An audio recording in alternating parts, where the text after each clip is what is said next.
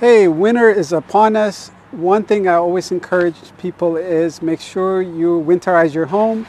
And this little guy here can protect your house from spending thousands of dollars because your hose bib outside freezes. Right now our temperature is dropping here in Washington.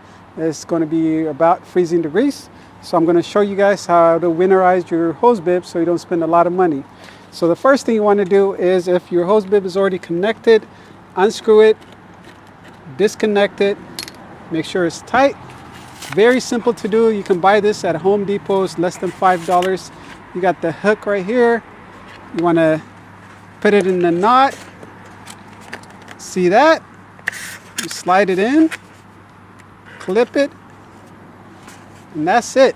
That can save you thousands of dollars. So the reason we're doing that is, if your hose is connected, the water can freeze up the pipe and made it explode. So you want to protect it, winterize your home, disconnect it, spend $5. That's it.